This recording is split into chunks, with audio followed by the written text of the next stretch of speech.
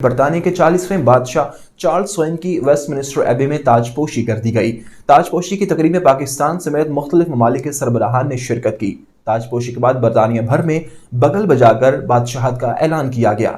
دعائیہ تقریبات کے بعد آرچ بشپ نے شاہ چارلس کو 360 سال پرانا تاریخی کنگ ایڈورڈ تاج بھی پہنایا، جبکہ بادشاہ کے بعد ملکہ کیمیلا پارکر کی تاج پوشی کی گئی۔ تاج پوشی کی تقریب کے حوالے سے مزید تفصیلات جانتے ہیں اس رپورٹ میں۔ برطانیہ کے 40ویں بادشاہ چارلس سوئم کی ویسٹ منسٹر ایبے میں تاج پوشی کر دی گئی، جس میں پاکستان سمیت دنیا کے مختلف ممالک کے سربراہان نے شرکت کی۔ تاج پوشی کے بعد ملک بھر میں بغل بجا کر بادشاہ کا اعلان کیا گیا۔ تاج پوشی کے بعد چارلس 7ویں شاہی سربراہ بن گئے۔ بادشاہ چارلس سوئم اہلیہ اور ملکہ کیمیلا پارکر کے ہمراہ شاہی بگی پر سوار ہو کر ویسٹ منسٹر ایبے پہنچے۔ راستے میں موجود لوگوں کی بڑی تعداد نے انہیں خراج تحسین پیش کیا۔ بگھی کے چاروں اطراف شاہی محافظوں نے گھیرا بنائے رکھا اور مسلسل ساتھ چلتے رہے۔ جلوس اپنے مقررہ راستوں سے ہوتا ہوا ویسٹ ڈور پہنچا۔ کنگ چارلس ملکہ کیمیلا کے ہمراہ چرچ میں داخل ہوئے اور روایتی دعاؤں کے بعد تقریب کا آغاز ہوا۔ شاہ چارلس نے حلف نامے پر دستخط کیے اور عہدے کا حلف لیا۔ دعائیہ تقریبات کے بعد آرچ بشپ نے کنگ چارلس کو 360 سال پرانا تاریخی کنگ ایڈورڈ تاج پہنایا۔ بادشاہ کے بعد ملکہ کیمیلا کی تاج پوشی کی گئی۔ کنگ چارلس کی گزشتہ 70 سالوں میں ہونے والی یہ پہلی تاج پوشی ہے۔ انگلستان میں بادشاہ کی تاج پوشی کا آغاز 1066 میں ہوا۔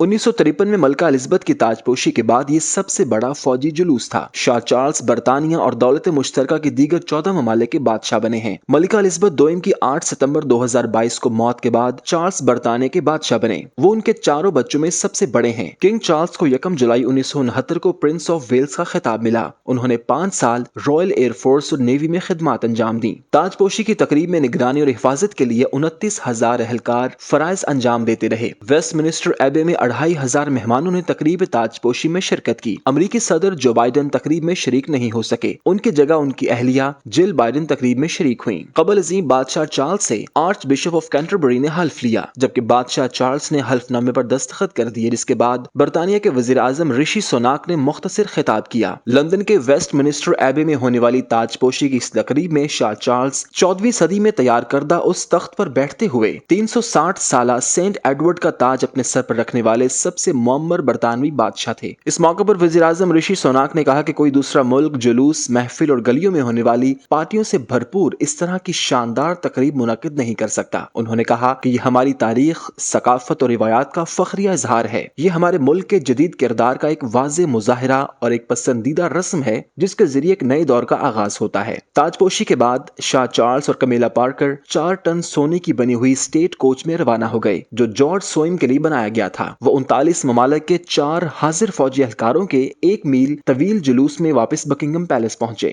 شاہ چارلس کی مرحوم والدہ کی تاج پوشی کے بعد یہ برطانیہ میں اپنی نوعیت کی سب سے بڑی تقریب تھی۔ توقع ہے کہ ہزاروں لوگ سڑکوں پر کھڑے ہوں گے اور دنیا بھر سے لاکھوں لوگوں نے دیکھا۔ بکنگم پیلس میں واپسی کے بعد شاہی خاندان بالکونی میں آیا اور اس موقع پر برطانوی فوج کے ہوائی جہاز اطراف میں فضائی سلامی دیتے ہوئے فلائی پاسٹ کیا۔ تاج پوشی کا جشن آج بھی ملک بھر میں سڑک پر پارٹیوں اور بادشاہ کے ونڈسر کیسل میں ایک کانسرٹ کی صورت میں جاری رہے گا۔